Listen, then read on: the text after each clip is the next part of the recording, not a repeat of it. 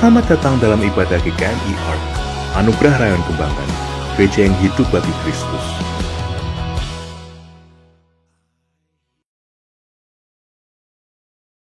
Sidang jemaat yang saya kasihi dan yang dikasihi oleh Tuhan Yesus Kristus, marilah kita mulai ibadah kita pada minggu ini dengan sungguh mengaku bahwa pertolongan kita asalnya adalah dari Allah pencipta langit dan bumi, Allah yang dengan setia memelihara umat ciptaannya setiap hari. Allah yang begitu kasih akan setiap umat ciptaannya sehingga dikaruniakan anaknya yang tunggal, Kristus Yesus, untuk menebus kita dari dosa, dan Allah yang mendampingi umatnya dengan persekutuan rohnya yang kudus. Karena itu turunlah atas saudara sekalian kasih karunia dan damai sejahtera dari Allah Bapa, Putra, dan Roh Kudus. Amin.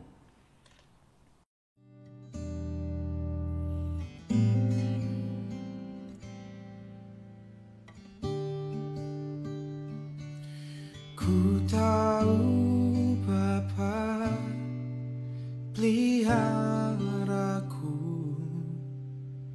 Dia baik, Dia baik. Ku yakin Dia selalu sertaku. Dia baik bagiku. Ku tahu Bapa peliharaku, Dia baik, Dia baik. Aku yakin Dia selalu sertaku. Dia baik bagiku. Lewat badai cobaan, semuanya mendatangkan kebaikan. Ku yakin Dia selalu sertaku. Dia baik bagiku.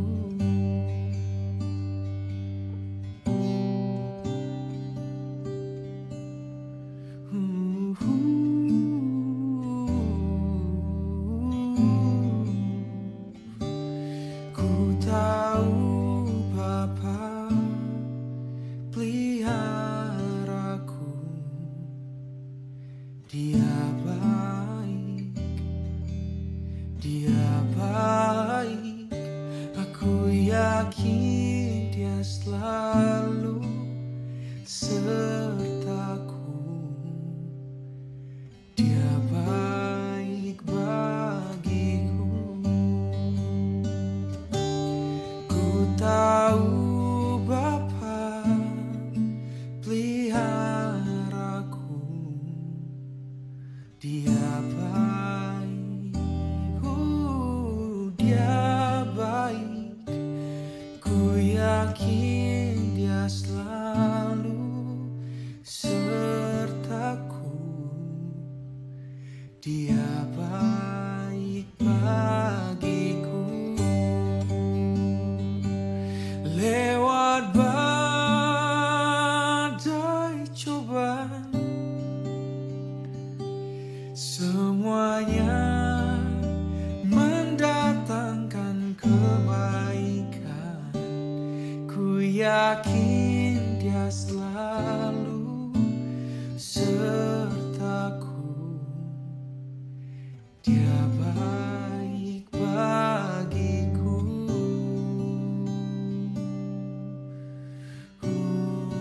Bapak Ibu, mari kita bersama-sama menundukkan kepala dan kita berdoa. Tuhan Allah Bapa kami yang kami kenal di dalam nama Tuhan kami Yesus Kristus. Kami memuji-Mu ya Allah karena Engkau adalah Allah yang begitu mengasihi kami. Kami memuji-Mu ya Allah karena Engkau adalah Allah yang maha mengetahui. Kami memuji-Mu ya Allah karena Engkau adalah Allah yang maha mengampuni. Siapakah kami ini ya Tuhan? Debu dan abu di hadapan Tuhan. Tetapi Engkau begitu memandang kami dengan penuh kasih. Kami mengucap syukur Tuhan untuk segala kasih setia yang Tuhan berikan kepada kami. Kami mengucap syukur ya Tuhan untuk setiap keselamatan yang Tuhan berikan buat kami. Dan jikalau pada kesempatan pagi hari ini, kami mau bersama-sama menaikkan doa-doa syafaat kami. Kami mohon supaya Tuhan kuduskanlah kami. Kami menyadari bahwa banyak dosa-dosa yang sudah kami lakukan. Ampuni dosa kemunafikan kami. Ampuni dosa kesombongan kami. Ampuni dosa ketidaktahuan kami. Ampuni dosa ketidakpekaan kami. Kami mohon kiranya Tuhan sendiri yang akan menguduskan kami. Pada hari ini Tuhan, kami rindu bersyafaat untuk bangsa kami. Bangsa Indonesia yang sedang terlanda oleh pandemi ini. Kami mohon kekuatan ilahi terhadap para tim medis yang membantu merawat orang-orang yang terkena sakit COVID-19. Kami berdoa kiranya Tuhan sendiri yang akan memberikan kekuatan dan kesehatan buat mereka. Kami berdoa supaya Tuhan sendiri yang menolong tim perawat yang mendampingi. Engkau mengerti kelemahan dari setiap anak-anak yang melayani ini. Karena tubuh kami adalah tubuh yang fana dan yang terbatas. Kami tahu bahwa kami begitu rapuh di hadapan penyakit ini. Dan kami hanya bisa memohon belas kasihan Tuhan semata. Karena tanpa belas kasihan Tuhan, kami tidak mungkin bisa luput dari pandemi ini. Kami berdoa untuk jemaat kami di ARK ini Tuhan. Terhadap orang-orang yang kami kasih dan kami cintai, orang-orang yang kami kenal, kiranya Engkau sendiri yang akan menudungi kami semua dengan perlindungan yang daripada Tuhan. Dan pada kesempatan pagi hari ini kami mau dengan kerendahan hati memohon kiranya Tuhan mengampuni segala dosa-dosa kami, sehingga belas kasihan Tuhan sendiri ada di hadapan kami dan belas kasihan Tuhan memenuhi hati di pikiran kami, di keluarga kami, di komunitas kami. Kami mohon kiranya Tuhan akan memampukan kami. Di masa-masa kami tinggal di rumah ini, kami mohon supaya Tuhan akan menolong setiap kami, keluarga-keluarga, untuk boleh makin mendekatkan diri kepada Tuhan, mencari wajah Tuhan di waktu-waktu senggang kami, di waktu-waktu khusus kami, sehingga kami mempunyai hati yang berpaut erat kepada Tuhan saja. Kami sadar bahwa apalah kami ini di hadapan Tuhan, kami yang begitu rapuh dan tak berdaya ini, kami sungguh memohon hikmat ilahi, kami sungguh memohon belas kasihan Tuhan yang menolong kami, meluputkan kami dari pandemi ini. Kiranya Tuhan akan menolong kami juga, supaya kami boleh berbalik dari jalan-jalan dosa kami. Kami boleh mengikuti apa yang Tuhan kehendaki untuk kami lakukan di masa-masa kami masih diberi kesempatan oleh Tuhan untuk melalui hidup ini. Kami percaya bahwa Tuhan sendiri yang akan menjagai kami. Kami percaya bahwa Tuhan yang tidak pernah meninggalkan kami sendiri, sehingga kami terus berada di dalam penjagaan dan pemeliharaan Tuhan saja. Terima kasih ya Tuhan. Demi dan di dalam nama Tuhan Yesus, kami serahkan doa kami ini. Amin.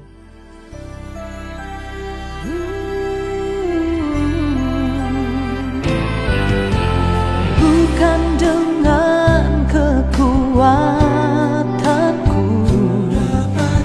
ku dapat jalani hidupku tanpa Tuhan yang di sampingku. Ku tak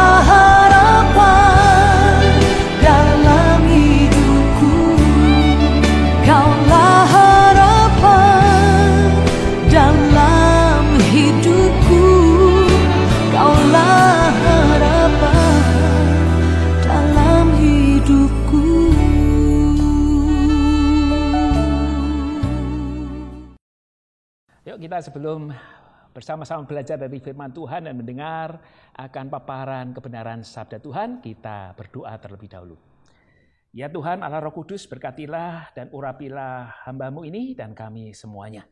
Supaya roh yang sama yang menginspirasi orang-orang pilihan-Mu untuk menuliskan sabda Tuhan, roh itu bekerja juga bagi kami untuk menjelaskannya dan memberikan pesan-pesan penting dari Tuhan untuk kami, khususnya di dalam menghadapi masa-masa yang sulit ini. Tuhan berbicaralah kepada kami siap untuk mendengar. Amin. Saudara, wabah virus corona COVID-19 ini belum lagi usai dan belum menunjukkan tanda-tanda akan usai. Bahkan penambahan kasus yang tercatat, yang terpapar dengan COVID-19 ini minggu kemarin mencapai 5,32% di seluruh dunia. Sehingga total saat ini yang terpapar oleh COVID-19 ini ada sekitar 2 juta orang di 210 negara. Ini penambahan yang cukup signifikan. Di Indonesia sendiri, orang yang terpapar positif dengan COVID-19 ini, tiap hari rata-rata ada 300 orang penambahannya. Baru-baru ini pemerintah membuka data yang sesungguhnya berapa sih yang bisa terkena atau PDP yang sedang dalam pantauan atau orang yang sedang dicurigai. PDP ada sekitar 10.482 orang. Sedangkan ODP ada 139.137 orang. Itu berarti potensi yang cukup besar akan orang-orang yang bisa terkena virus COVID-19 ini. Sampai kapan ini akan berakhir, kita nggak ngerti. Ada skenario yang paling positif, optimis, puncaknya ada di bulan April ini, dan segera mereda. Di bulan-bulan berikutnya paling tidak 2 bulan setelah itu akan selesai. Tetapi skenario yang berikutnya ada yang mengatakan puncaknya di bulan Mei. Karena tidak semua orang melakukan lockdown. Tidak semua orang menjaga diri, stay at home. Kalau banyak orang yang masih keluar dan tidak melakukan stay at home, maka bisa jadi puncaknya justru ada di bulan Juni. Dan kalau itu terjadi peaknya di bulan Juni, maka selesainya bisa Agustus, bisa September. Kita nggak ngerti. Kita nggak ngerti dan tidak ada seorang pun yang tahu. Hanya analisa perkiraan saja. Dalam situasi yang demikian ini biasanya akan muncul 2 pertanyaan. Pertanyaan yang pertama adalah, apa arti dari semuanya ini? Apakah ini hukuman Tuhan? Apakah ini kutukan? Musibah ini apa artinya? Yang kedua pertanyaan yang muncul adalah, kapan atau bila mana semuanya ini akan berakhir? Nah, terhadap pertanyaan yang pertama, apa arti dari semuanya ini? Maka ada ragam banyak jawaban. Tergantung pada sisi pandang siapa yang menjawabnya. Tetapi sebagai orang percaya, sebagai orang beriman, kita perlu bertanya dan mencari wajah Tuhan. Mencari pertolongan Tuhan. Mengapa? Sebab sesungguhnya musibah seperti ini bukan hal yang baru. Alkitab banyak mencatat perihal musibah bencana yang bisa menghabiskan satu generasi umat yang begitu banyak yang ada di dalam perjalanan sejarah suci umat Tuhan. Nah, paling tidak Alkitab mencatat ada beberapa hal yang bisa mengakibatkan binasanya sejumlah besar umat Tuhan yang disebut sebagai bencana ini. Yang pertama itu bencana alam, bencana kekeringan. Zaman waktu itu bencana kekeringan, tak ada hujan adalah sebuah bencana yang begitu dahsyat dan begitu besar. Bencana musibah yang kedua Yang ditakuti adalah belalang pelahap. Ketika gandum-gandum itu berpenyakitan atau muncul belalang pelahap, maka panen gagal. Dan ketika itu terjadi, umat sungguh-sungguh menderita dan mengalami petaka yang begitu besar. Yang ketiga, penyakit sampar, penyakit menular. Dan itu bisa membinasakan sampai 70.000 orang. Ribuan orang bisa mati. Dan yang terakhir adalah tekanan dan kepungan atau datangnya musuh yang membinasakan. Jadi umat ada 4 hal yang dianggap sebagai bencana waktu itu. Bencana alam kekeringan, belalang pelahap, atau penyakit menular, sampar, dan musuh yang membinasakan. Dan kalau semuanya itu terjadi, entah salah satu atau di antara 4-empatnya itu terjadi, umat harus bertobat. Jikalau itu terjadi, umat harus memperbaharui perjanjiannya dengan Tuhan. Mereka akan datang ke rumah Tuhan. Mereka akan datang membawa korban penebus salah. Mereka akan datang membawa korban pendamaian. Jadi Bapak, Ibu, dan Saudara sekalian, hari ini kita akan belajar dari 2 bagian firman Tuhan yang seringkali dibaca saat-saat bencana masalah itu datang. Bagian pertama saya mengambil dari kitab 2 Tawarikh pada pasal yang ke-7 ayat 13 sampai dengan 15. Saya ulangi, dari 2 Tawarikh pada pasal yang ke-7 ayat 13 sampai dengan ke-15. Konteks dari ayat-ayat ini sesungguhnya ada di 2 Tawarikh pada pasal yang ke-5 sampai pada pasal yang ke-7, itu adalah pentabisan bait suci.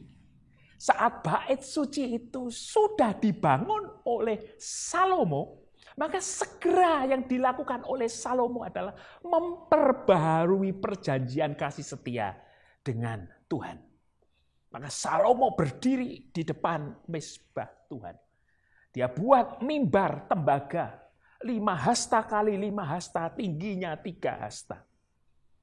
Saat itu ia mengingatkan akan perjanjian kasih setia. Ia justru mengingatkan Tuhan akan perjanjian kasih setia. Bahwa Tuhan telah berjanji akan memelihara, dan perjanjian yang diulang-ulang oleh bangsa Israel adalah perjanjian Allah dengan Abraham. Adalah perjanjian Allah dengan Ishak. Adalah perjanjian Allah dengan Yakub. Adalah perjanjian Allah dengan Daud. Dan perjanjian Allah dengan Salomo pada waktu itu. Oleh karena itu, Salomo mengingatkan akan perjanjian Tuhan. Bahwa Tuhan itu akan memproteksi. Tuhan itu akan menjagai. Tuhan itu akan melindungi. Tuhan itu akan menyelamatkan. Lewat sejarah yang begitu panjang. Banyak umat yang gagal, jatuh dalam dosa, bencana datang, mereka meninggalkan kasih setia perjanjian dengan Tuhan, maka musibah itu datang. Ya, itu yang terjadi berulang-ulang. Karena itu Salomo tahu pentingnya hal ini untuk dikerjakan. Begitu bait Allah sudah dibangun, begitu bait Allah sudah diresmikan dan ditabiskan, maka ia berdoa kepada Tuhan, dan doanya adalah mengingatkan perjanjian Tuhan. Tuhan, bukankah engkau sudah pernah berjanji kepada Daud? Sudah pernah berjanji bahkan kepada nenek moyang untuk memelihara umatmu ini. Maka disinilah aku mau meneguhkan perjanjian ulang itu. Di rumahmu inilah, maka aku ingin mengingatkan, ya Tuhan. Kalau kami terpukul kalah oleh musuh, maka kami punya tempat untuk berdoa. Di mana? Di rumahmu ini. Kalau Tuhan, langit itu tertutup, tak ada hujan datang, paceklik datang mengancam. Di rumahmu ini, kami mau berteriak mengingatkan perjanjian itu. Kami mau datang, ya Tuhan. Sebab disinilah kami akan bersujud, berlutut, berdoa, berseru kepada Tuhan. Kalau Kalau Tuhan ada penyakit sampar, ada penyakit menular, ada kelaparan terjadi yang bisa membinasakan umat-Mu, maka disinilah di rumah-Mu ini kami akan berdoa. Kami akan berseru mengingatkan perjanjian-Mu. Bukankah Engkau Allah yang melindungi? Bukankah Engkau Allah yang berjanji akan menyelamatkan umat-Mu? Di sini kami mau berseru kepada Tuhan. Nah, itulah yang dilakukan oleh Salomo. Itulah yang dilakukan sebelum pentabisan atau saat pentabisan bait Allah. Dia ingatkan perjanjian itu. Ada tempat untuk berdoa. Ada tempat untuk berseru. Ada tempat untuk mengingatkan perjanjian dengan Tuhan. Bapak, Ibu, dan Saudara sekalian.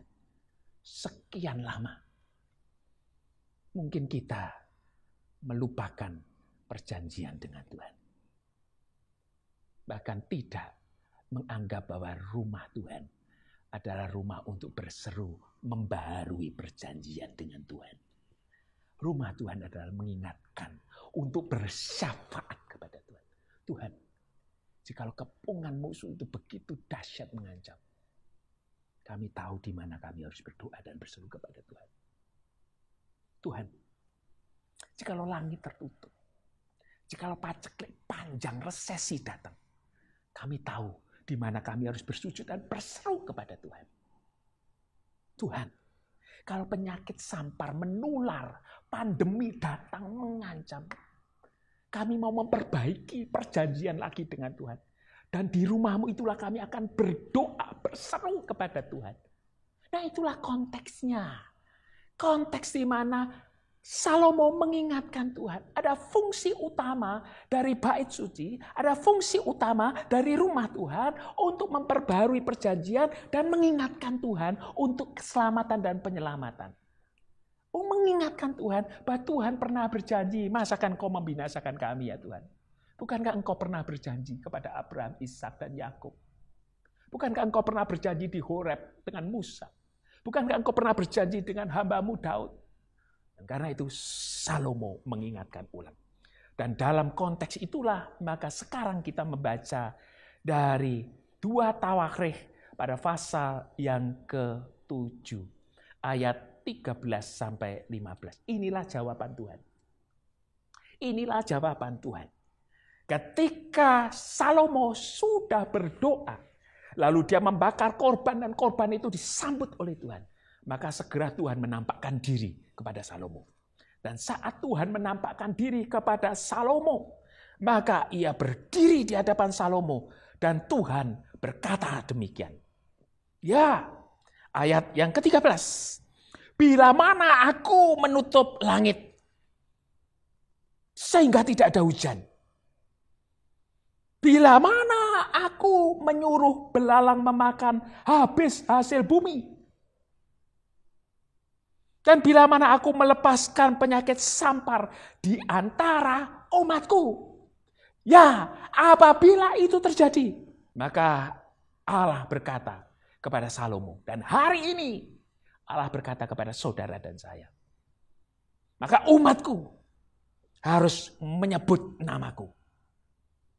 Memanggil nama Tuhan. Namaku yang atas umatku itu disebut. Adalah hal yang pertama. Mari kita menyebut nama Tuhan. Yang kedua, merendahkan diri. Di sini dikatakan, dan umatku yang atasnya namaku disebut. Merendahkan diri. Berdoa. Dan mencari wajahku. Lalu berbalik dari jalan-jalannya yang jahat. Maka aku akan mendengarkan dari surga dan mengampuni dosa mereka serta memulihkan negeri mereka. Dan sekarang mataku terbuka dan telingaku menaruh perhatian kepada doa dari tempat ini. Apa artinya, Bapak, Ibu, Saudara sekalian? Tuhan sekarang tengah membuka mata, membuka telinga untuk mendengarkan doa. Bayangkan, apabila semua umat Tuhan hari ini, saat ini, minggu ini, di bait sucinya masing-masing, sedang berdoa menyebut nama Tuhan. Ya Tuhan Allah Abraham, ya Tuhan Allah Ishak, ya Tuhan Allah Yakub, ya Tuhan yang mengadakan perjanjian setia di Gunung Sinai dengan Musa dan umat. Ya Tuhan yang berjanji setia melindungi Daud, Salomo. Ya Tuhan yang menjadi Tuhan kami, yang kami kenal di dalam nama Tuhan Yesus Kristus. Aku mau menyebut namamu sebagai Tuhan atas hidupku dan keluargaku. Aku mau mengarahkan hati kami kepada Tuhan dan merendahkan diri kami. Aku mau merendahkan diri di hadapan Tuhan dan berdoa. Semua kita berdoa. Masalahnya sampai hari ini orang tidak serius berdoa. Masalahnya sampai hari ini orang masih sibuk mencari siapa yang salah. Tidak sanggupkah kamu dengan aku berjaga-jaga barang 1 jam saja untuk berdoa? Merendahkan diri artinya, memusatkan fokus kepada Tuhan artinya adalah kita memberikan waktu kita secara sungguh-sungguh dan mengakui bahwa kita gagal, kita nggak bisa, kecuali Tuhan.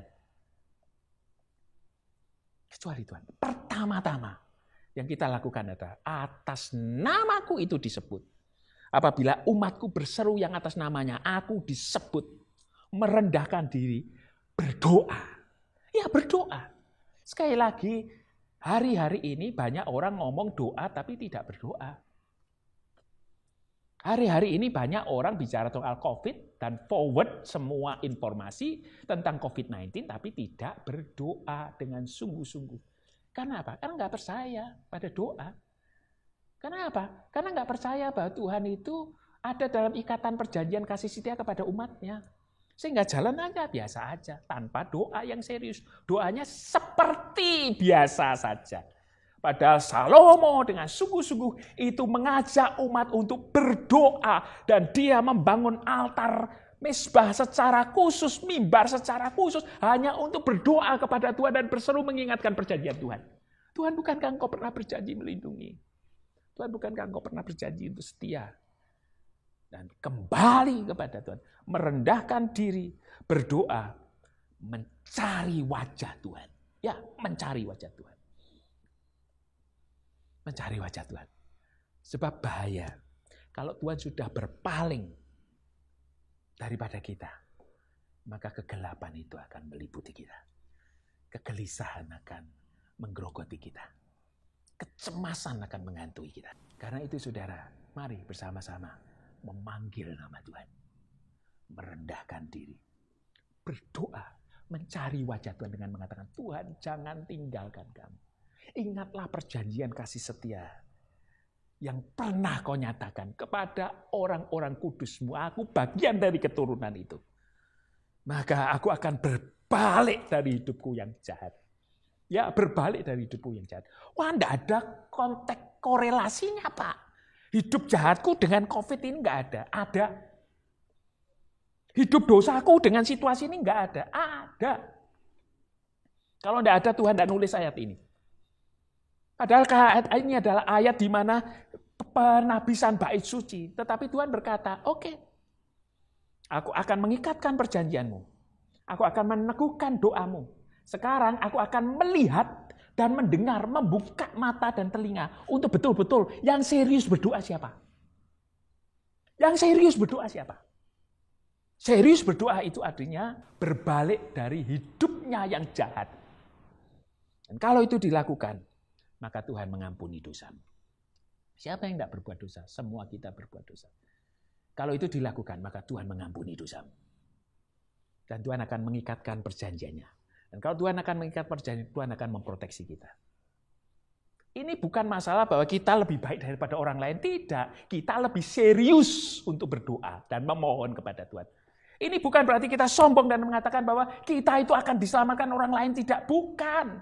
Di tengah situasi yang seperti ini, kita sama-sama rentannya, kita sama-sama mengalami situasi yang sulit. Yang membedakan adalah kita sebagai orang yang percaya bertuhan, orang yang mencari wajah Tuhan. Bedanya adalah kita orang pendoa.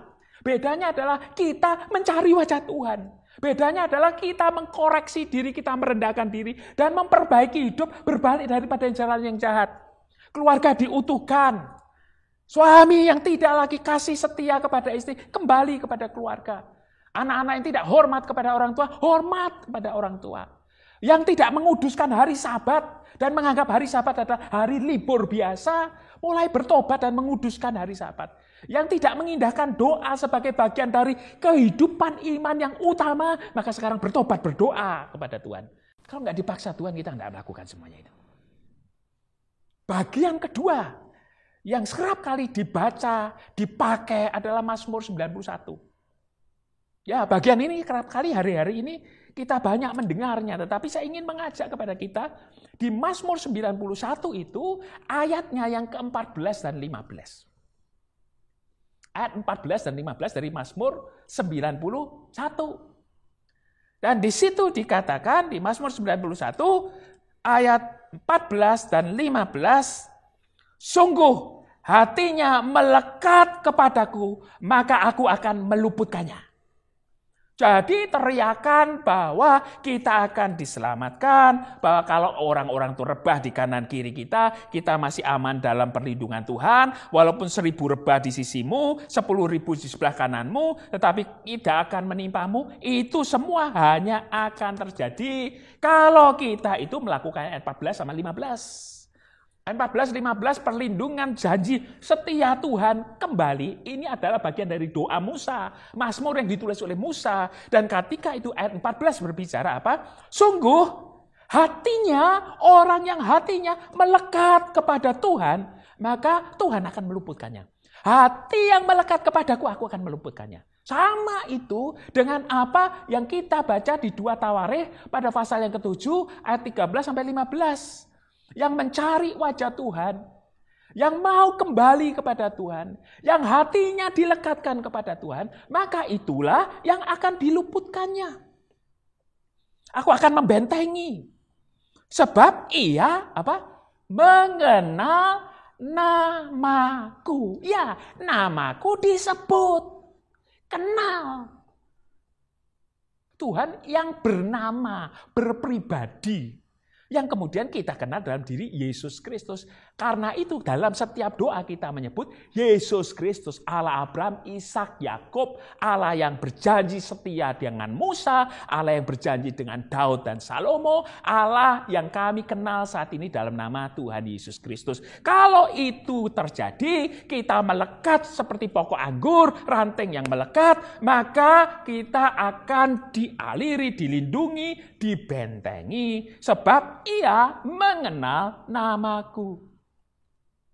Dan ayat 15, apabila ia berseru kepadaku, orang yang kenal aku, orang yang dekat dan melekat padaku, maka ayat 15, bila orang itu berseru kepadaku, aku akan menjawab. Aku akan menyertai dia dalam kesesakan dan aku akan meluputkannya dan memuliakannya. Ya, berseru kepadaku. Apa artinya berseru? Berseru itu ada 2 kata yang penting baik Ibrani maupun Yunani. Kara itu berteriak, menjerit. Berseru kepada Tuhan adalah berteriak, menjerit. Dan kaleo Yunani itu adalah memanggil nama seseorang. Jadi bukan sekedar berseru, berteriak, jerit-jerit. Bukan. Tapi berseru, berteriak, memanggil nama. Kembali ke nama itu. Itu seperti Bartimeus, pengemis buta di Yeriko, yang berseru, yang berteriak, memanggil Yesus, anak Daud, kasihanilah aku. Jadi Bartimeus berseru, memanggil nama Tuhan, kasihanilah aku, maka Tuhan berhenti. Maka Tuhan berhenti dan menyembuhkannya. Itu sebabnya kita perlu untuk berseru, menjerit, berteriak, memanggil nama Tuhan. Itu yang dikerjakan dalam Mazmur 91 itu. Bila ia berseru, ia menjerit, ia berteriak, memanggil namaku, ya aku akan jawab. Dan jawabannya apa? Aku akan menyertai. Menyertai apa? Di dalam kesesakanmu aku akan menyertai. Aku akan meluputkan engkau. Dan aku akan memuliakanmu. Kalau kita berseru, kalau kita berteriak memanggil nama Tuhan, maka Tuhan mendengar. Maka Tuhan akan datang melindungi, melingkupi, menyertai. Tuhan akan meluputkan dan Tuhan akan memuliakan hidupmu dan hidupku. Dengan apa? Dengan panjang umur, ayat yang ke-16. Dengan panjang umur akan kukenyangkan dia dan akan kuperlihatkan kepadanya keselamatan daripadaku. Ya, keselamatan daripada Tuhan. Apa artinya semuanya ini? Artinya adalah Tuhan ingin mengadakan perjanjian denganmu. Tuhan ingin mengadakan perjanjian ulang dengan umatnya setelah sekian lama. Tuhan ingin mengadakan perjanjian ulang. Di mana? Di rumahmu. Di bait sucimu. Sebagai tempat doa. Keluarga yang utama adalah tempat doa. Saat ini Tuhan hanya ingin agar umatnya berseru. Memanggil namanya. Berdoa. Sebab ia ada siap mendampingi. Ia hanya sejauh doa. Mari kita berdoa. Tuhan, hari ini kami berdoa. Berseru kepada Tuhan. Untuk satu hal, yakni memperbaiki perjanjian dengan Tuhan. Sejarah kudus Tuhan di Alkitab berisi pembaharuan demi pembaharuan perjanjian. Ketika petaka itu datang, musuh menyerang.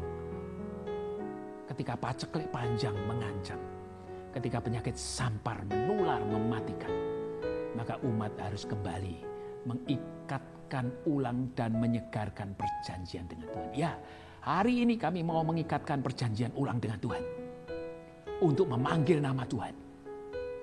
Ya, kami mau mengikatkan perjanjian kami dengan Tuhan untuk merendahkan diri di hadapan Tuhan. Berseru mencari wajah Tuhan, mendekatkan hati kami kepada Tuhan. Kami akan berbalik dari jalan-jalan kami yang jahat. Dan kami akan beribadah hanya kepada Tuhan. Di bait sucimu ini, di rumah kami mau mengikatkan perjanjian ulang kami dengan Tuhan. Berkenanlah ya Tuhan, selamatkanlah dan luputkanlah kami ya Tuhan. Sebab kami percaya Engkau mendengar doa kami. Engkau melihat kami hari ini. Dalam nama Tuhan Yesus Kristus, yang atasnya nama itu kami sebut, nama yang berkuasa, kami berdoa. Amin.